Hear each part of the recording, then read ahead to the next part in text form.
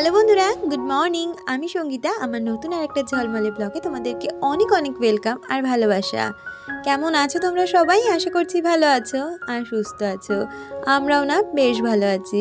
আর আজকের দিনটা হচ্ছে রবিবার, আর ঘড়িতে এখন বাজে ওই সকাল 6টা নাগাদ। তোমাদেরকে সাথে নিয়ে আজকে ব্লগটা এখান থেকেই শুরু করছি। আই হোপ ব্লগটা তোমাদের একটু হলেও ভালো লাগবে। সকালের দরজা খুলেই দেখলাম আজকের আকাশটা কিন্তু বেশ পরিষ্কার।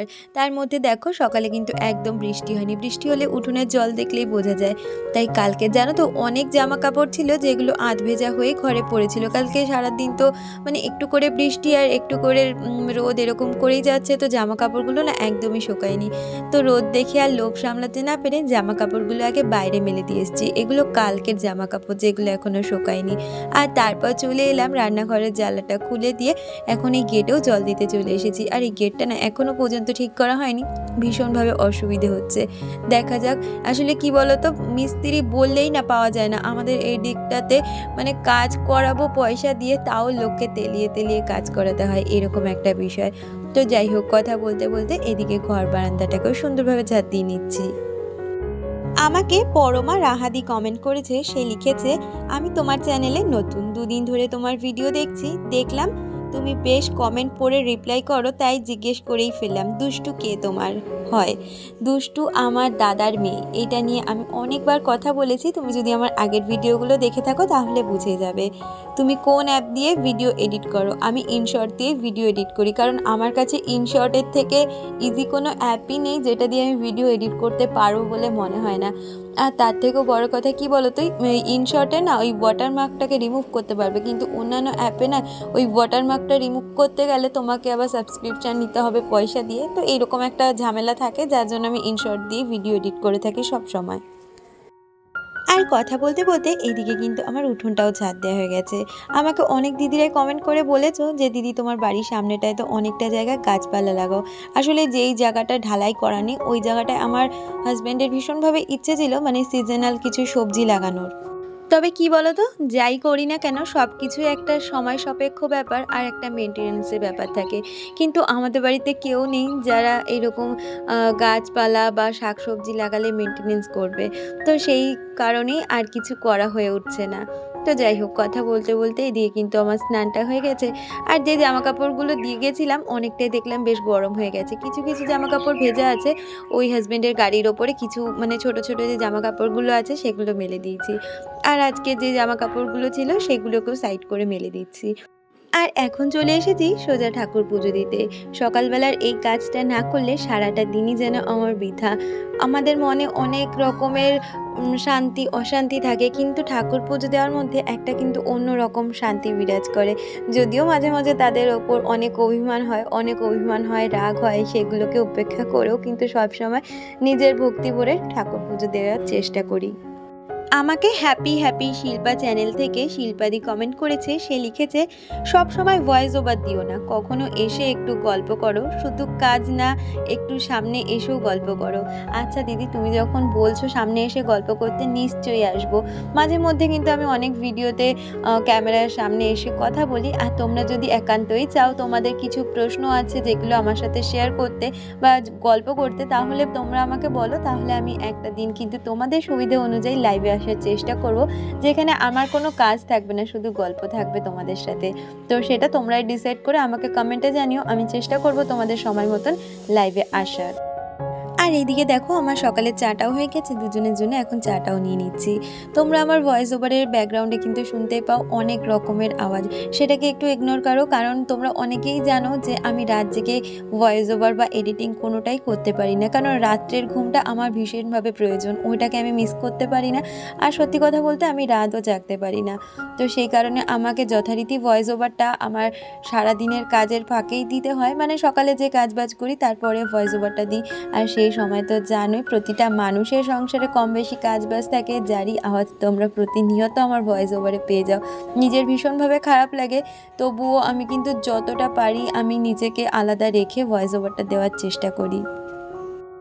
আর আজকের দিনটা হচ্ছে রবিবারের দিন, মানে আমার বিছানার চাদরটা চেঞ্জ করবার দিন। সেই কারণে কিন্তু বিছানাটাকে মানে খাটটাকে ভালো করে মুছে নিচ্ছি আর তারপরে বিছানার চাদরটা চেঞ্জ করে দিচ্ছি।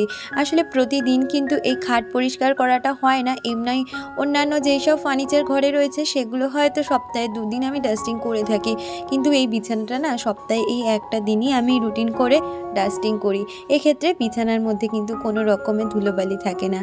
আর এই যে চাদর দেখছো, বাচ্চারা শুধু স্কুলে যায় বলেই সপ্তাহে আমি চাদরটা চেঞ্জ করছি, না হলে সপ্তাহে আমার 2 দিন হলেও বিছানার চাদর চেঞ্জ করতে হয়। তাছাড়া কতবার যে আমাকে এই চাদর ঝাড়া পোছা করতে হয় শুধু এই বাচ্চাগুলোর জন্য, বিশেষ করে তোজোর জন্য। আর ওইদিকে বিছানাপত্র পরিষ্কার করে সোজা চলে এসেছি রান্নাঘরে। তার মাঝে তোজোকে কিছুটা হোমওয়ার্ক দিয়ে এসেছিলাম। আর আজকে আনা হয়েছিল চিকেন। সানডে মানেই চিকেন, এটা হবেই আমাদের বাড়িতে, এরকমই একটা ব্যাপার। আর জানো তো আজকে চিকেনটাকে না একটু লেবু জল আর নুন দিয়ে, মানে লেবুর রস আর নুন দিয়ে ভালো করে ভিজিয়ে রেখেছি। আসলে আমার হাজব্যান্ড না এই আগের সপ্তাহে যে চিকেন এনেছিল, এই যে চিকেনে যে আষ্টানি গন্ধ, তার জন্য খেতেই পারিনি। যেহেতু ও হাতে করে কিনে আনে, সেই যে নাকে গন্ধটা যায় তার জন্য খেতে পারে না। তাই দেখেছি আমি এরকম লেবু জলের মধ্যে নুন দিয়ে ভিজিয়ে রাখলে চিকেনের মধ্যে থেকে কোনো রকমের আষ্টে গন্ধ ছাড়ে না। আর আজকে ব্রেকফাস্টে বানিয়েছিলাম একটু ভাত ভাজা। তো ওইদিকে ভাত ভাজাটা করে রান্নার আগে, এই যে আগের দিন বললাম না গ্রসারি সমস্ত জিনিস চলে এসেছে কিন্তু কিছুই রিফিল করা হচ্ছে না, আজকে সেই কাজগুলো একদমভাবে সেরে নেব। সেই কারণে রান্নার আগে আমি একটু সর্ষের তেলটা রিফিল করে নিলাম আর এদিকে আগে চালটা ভিজিয়ে নিচ্ছি, তারপরে রান্নায় হাত দিয়ে নেব। আমাকে চিরাশ্রীদি কমেন্ট করেছে, দিদি লিখেছে ভালো লাগলো ভিডিওটা, তুমি খুব মন দিয়ে সংসারের কাজগুলো করো, দেখতে খুব ভালো লাগে। থ্যাংক ইউ দি, থ্যাংক ইউ সো মাচ, তুমি এইভাবে আমার পাশে থেকো। আর আজকে যেহেতু একটু চাটনি করব সেই কারণে টমেটোটা কেটে নিচ্ছি আর তারপর পরপর রান্নাগুলো বসিয়ে নেব। আসলে রান্না বসানোর আগে যদি এই টুকটাক কাজগুলো একটু গুছিয়ে নিতে পারি সেক্ষেত্রে কিন্তু রান্নাটাও তাড়াতাড়ি হয় আর গ্যাস খরচাটাও একটু কম হয়। যেমন ওইদিকে আমি আগে টমেটোটা কেটে নিলাম আর ওই যে আজকে না একটু চিচিঙ্গা ভাজবো, ওই আগের দিন বললাম না কিছুটা চিচিঙ্গা কেটে রেখেছিলাম ফ্রিজে, সেটা একটু আজকে রসুন ফোড়ন দিয়ে ভেজে নেব। আর কি জানো তো আজকে তাড়াতাড়ি করে সমস্ত রান্নাবান্না গুছিয়ে নেব, তাও অনেকটা সমস্ত কাজ গুছাতে সময় লেগে গেছে কারণ আজকে রান্নাঘরটা ক্লিনিং করেছি। এই যে সকাল থেকে সমস্ত কাজের পরে রান্না সেরে আজকে রান্নাঘরটা পরিষ্কার করব, সাথে আমার যে কন্টেনারগুলো আছে সেগুলোকেও মেজে নেব কারণ বিকালে করব আজকে গ্রসারি রিফিল। মাসের তো শুরু হতেই চলো, তো এইভাবেই কিন্তু আমি প্রতি মাসের প্রথম দিকে সমস্ত গ্রসারিগুলোকে রিফিল করে নিই, তাতে করে আমার রান্নার ক্ষেত্রে অনেকটাই সুবিধে হয়। আমাকে ঝুমা কমেন্ট করেছে, সে লিখেছে ভিডিওটা খুব ভালো হয়েছে দিদি, আজকে তোজো আর দুষ্টুকে দেখলাম না, ওদের দেখতে খুব ভালো লাগে। ওরা কিন্তু আমার ক্যামেরার পিছনে সব সময় থাকে, প্রতিনিয়ত দুষ্টুমি করে যায়, বিশেষ করে তোজো। তো ওই বিকালের দিকে আজকে যখন রিফিল করছিলাম দুষ্টু তো আমার সাথেই ছিল, সেই সময় তোজো করছিল ভীষণ দুষ্টুমি, তবে দুষ্টু অনেকটাই হেল্প করে। আসলে কি বলতো, দুষ্টু যেহেতু অনেকটা বড় হয়ে গেছে, ওকে বললে না ওই যে আমি এত কাজ বাজ করি, ও কিন্তু আমার ফিলিংসটা বুঝতে পারে, মাঝে মধ্যে একটু আধটু আমার হাতে হাতও লাগায়। তবে সেরকমভাবে কিছুই করতে দিই না, পড়াশোনাটা নিয়েই ও বেশিরভাগটা থাকে, কিন্তু মাঝে মধ্যে ওই ধরো ঘরে টুকটাক জল ভরা বা এইটা ওইটা একটু হাতে হাতে এনে দেওয়া, এরকম কাজগুলো ও আমার সাথে সাথে একটু করে। আগে তোজো করতো, কিন্তু এই যে দিদি আসার পরে আর ও কোনো রকমের কিছু করতে চায় না, ইভেন ও আগের থেকে অনেক বেশি পরিমাণে দুষ্টু হয়ে গেছে। তো যাই হোক, ওইদিকে চিকেনটা কষাতে কষাতে আমি এদিকের কাজগুলো সেরে নিই, কারণ রান্নাটা হতে তো একটু সময় লাগবে, তার মধ্যে আমি যদি এই দিকের কাজগুলো গুছিয়ে নিতে পারি তাহলে অনেকটা সময় আমার জন্য সেভ হবে। ওইদিকে মশলার র্যাক থেকে সমস্ত কন্টেনারগুলো নামিয়ে নিয়েছি আর এখন এই বাটিগুলোর মধ্যে যে সমস্ত বাকি মশলা রয়েছে, মানে বেঁচে গেছে যেই মশলাগুলো এই মাসে, সেগুলো একটা বাটির মধ্যে ঢেলে ভালো করে ঢাকা চাপা দিয়ে রাখবো, কারণ কন্টেনারগুলো যখন ধুয়ে আবার রিফিল করব আগে এই মশলাগুলো ঢেলে নেব, তারপরে যেগুলোতে মনে হবে যে আমার রিফিল করার প্রয়োজন আছে সেগুলো রিফিল করে নেব। আর এইরকম দেখো গামলায় করে সমস্ত কন্টেনার প্লাস নুনের যে কৌটো বা চিনির যে কৌটোগুলো আছে সমস্তগুলোকেই নিয়ে এসেছি। আমার যে প্লাস্টিকের কন্টেনারগুলো আছে সেগুলোও মেজে নেব, আগে এই কাচের কন্টেনারগুলো মেজে নিই। আর আজকে না একটু সার্ফ জল দিয়ে মাজবো, তাতে করে ভালো পরিষ্কার হয়ে যায়। আর তোমরা তো জানোই এই গ্লাস কন্টেনারের কিন্তু একমাত্র সুবিধেই হচ্ছে এগুলোকে একটু যদি সাবান জল দিয়ে পরিষ্কার করে নাও তাহলে কিন্তু নতুনের মতন চকচক হয়ে যায়। তোমরা অনেকেই আমার কাছে এই কন্টেনারগুলোর লিঙ্ক চেয়েছো। আমার কিন্তু কমিউনিটি পোস্টে অলরেডি লিঙ্ক প্রোভাইড করার আছে। যদিও বা কেউ না পাও আমাকে আবার করে জানিও, আমি আজকে তোমাদেরকে লিঙ্ক প্রোভাইড করে দেবো আমার এই কন্টেনারগুলোর। আর কি বলো তো, এই কন্টেনারগুলো আমি ব্যবহার করছি প্রায় 2 বছর হতে যায়। এমনি সমস্ত কিছুই ভালো আছে, কিন্তু কিছু কিছু লিড না একটু লুজ হয়ে গেছে, যার জন্য ভাবছি নতুন আরও কিছু কন্টেনার নেব। তবে এই মুহূর্তে এখনই নেব না, কিছুদিন বাদে গিয়ে নেব। দেখবে মাঝে মধ্যে যদি আমরা নিজেদের জিনিসপত্র চেঞ্জ করি তাহলে কিন্তু আমাদের মন খুব ভালো লাগে আর দেখতেও না খুব ভালো লাগে। আর সেরকমভাবে রান্নাঘর তো প্রতিটা মেয়ের কাছে একটা স্বপ্নের জায়গা, তো সেখানের জিনিস যদি মাঝে মধ্যে মডিফাই করা হয় সেক্ষেত্রে কিন্তু দেখতে অন্যের থেকে নিজের অনেক বেশি ভালো লাগে। যাই হোক, কথা বলতে বলতে ওইদিকে কিন্তু আমার সমস্ত কন্টেনারগুলো মাজা হয়ে গেছে। আর এইদিকে একটা শুকনো ন্যাকটার ওপরে আমি কন্টেনারগুলোকে জল ঝরাতে দিয়ে গেলাম। আজকে আর এখন রিফিল করব না, আমি বিকালের দিক করে এগুলো রিফিল করে নেব, কারণ কন্টেনারগুলো জল ঝরতে তো সময় লাগবে। তারপরে এগুলো মুছে ভালো করে সমস্ত মশলাপাতি রিফিল করব। তার আগে এগুলোকে জল ঝরাতে দিয়ে দিলাম। আর কি বলতো, আমার রান্নাঘরটা খুব একটা হয়তো আমি গুছিয়ে উঠতে পারিনি, মানে কিছু কিছু জায়গা এখনও অগোছালো বা কোনো জায়গায় রং আছে বা নেই। তো চেষ্টা করি যতটুকু আমার কাজে লাগে সেটুখানি জায়গাকে আমার নিজের সর্বস্ব দিয়ে গুছিয়ে রাখার। আর এদিকে আজকে না এই সেলফটাকেও একটু মেজে নেব। আসলে রান্নাঘরের প্রতিটা জিনিস কিন্তু আমার ভীষণ পছন্দের, মানে বলতে পারো আমার ছোট ছোট স্বপ্ন দিয়ে এই রান্নাঘরটাকে সাজানো। আর বাকিটুকু খুব তাড়াতাড়ি হয়তো করে ফেলার চেষ্টা করব, কিন্তু কি বলতো, মধ্যবিত্ত ঘরে সব কিছু বললাম আর হয়ে গেল সেরকম না, সব কিছুর জন্য একটা নির্দিষ্ট সময়ের প্রয়োজন। আর এইদিকে কথা বলতে বলতে আমার কিন্তু ওইদিকে চিকেনটাও রান্না হয়ে গেছে, সাথে আমার হাতের অনেকটা কাজই এগিয়ে গেছে। আর এখন রান্নাঘরটাকেও একটু ভালো করে পরিষ্কার করে নেব। কন্টেনারগুলো তো পরিষ্কার হয়ে গেছে, সাথে রান্নাঘরটাকেও একেবারে পরিষ্কার করে নেব। আর তোমরা তো দেখতেই পাও প্রতিদিন কিন্তু আমি রান্নার পরে রান্নাঘরটাকে খুব ভালো করে পরিষ্কার করি, তাছাড়াও ডিপ ক্লিনিং কিন্তু একটা হয়েই থাকে সপ্তাহে। আসলে রান্নাঘর হচ্ছে এমন একটা জায়গা যেখানে কিন্তু আমাদের ঘরে সব থেকে বেশি নোংরা হয়, আর এইটা কিন্তু আমাদের একটা বিজিয়েস্ট প্লেস, সেই জন্য এইটা কিন্তু সব সময় পরিষ্কার রাখার প্রয়োজন আছে। আর এইদিকেই আমি সেলফটাকেও একটু ভালো করে মুছে নিলাম হালকা হাতে, তার সাথে গ্যাসটা আর গ্যাস কাউন্টারটাকেও সুন্দরভাবে পরিষ্কার করে নেব। আমাকে অনেকেই বলেছিলে দিদি এই গ্যাস কাউন্টারে একটা স্টিকার লাগিয়ে নাও, দেখতে আরও ভালো লাগে। হ্যাঁ গো, আমিও বুঝতে পারছি একটা স্টিকার লাগালে ভালো লাগবে, তবে এখন আর কিছুই করব না, কিছুদিন বাদে সমস্ত কিছু আমি ঠিকঠাক করে নেব, সেরকমই ইচ্ছা রয়েছে। তাহলে চলো বাকি কাজগুলো সারতে সারতে আমার আজকে সুন্দর কয়েকজন বন্ধুদের নাম নেওয়া যাক।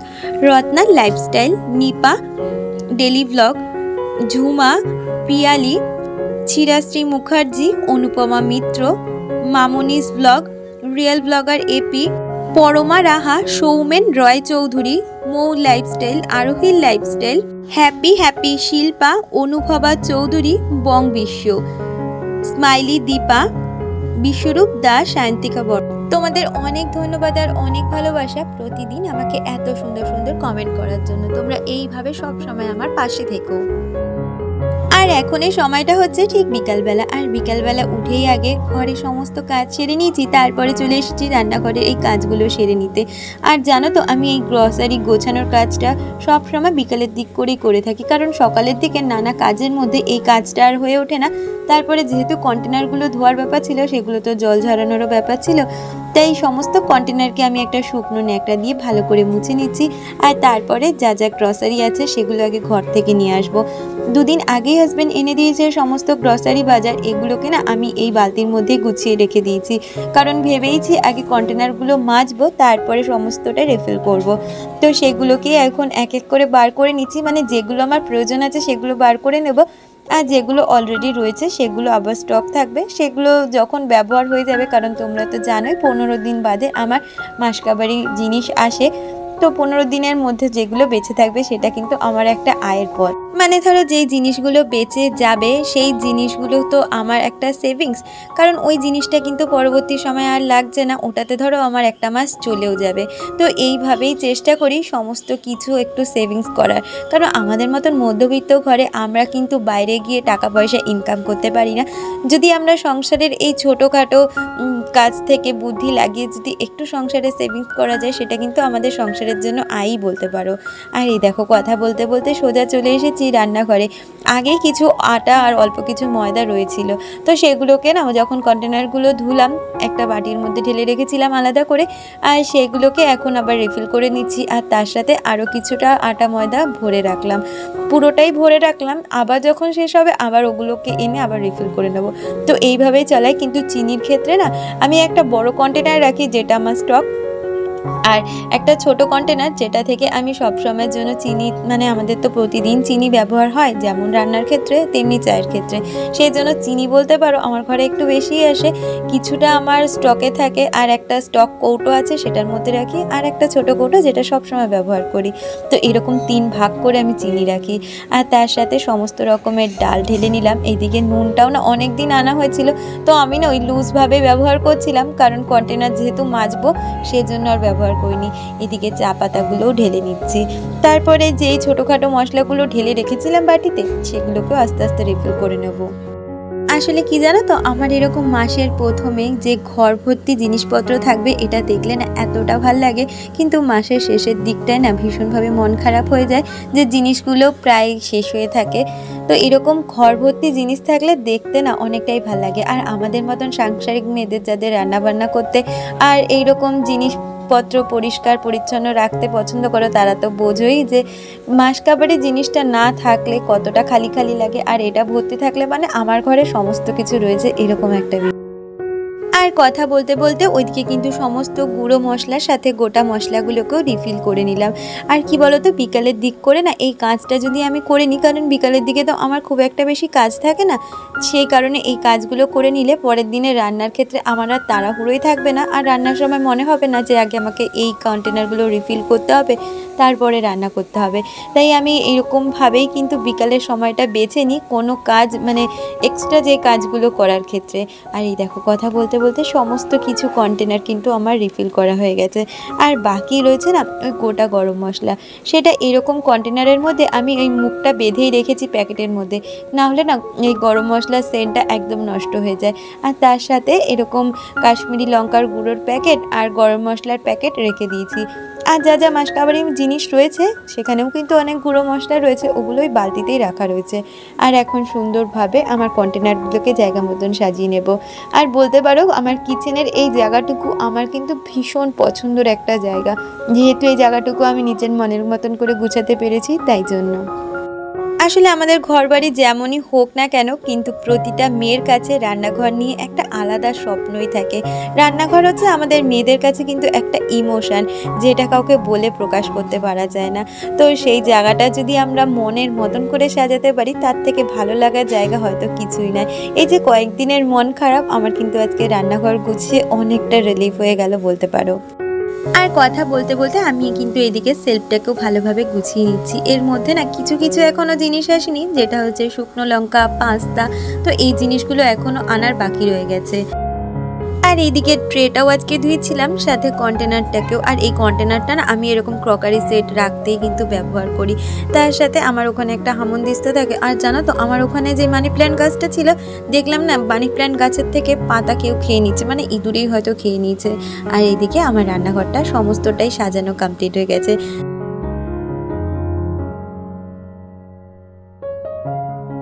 তাহলে এটাই হচ্ছে আমার এই টিনের ভাঙাচোরা বাড়ির ছোট্ট সুন্দর একটা রান্নাঘর। কেমন লাগছে বন্ধুরা আমার রান্নাঘরটা অবশ্যই জানিও, যদিও বা স্টিকারের জন্য ওই জায়গাটা হয়তো খারাপ লাগছে। তাহলে বন্ধুরা আজকের ভিডিওটাই পর্যন্ত, দেখা হচ্ছে পরবর্তী ভিডিওর সাথে।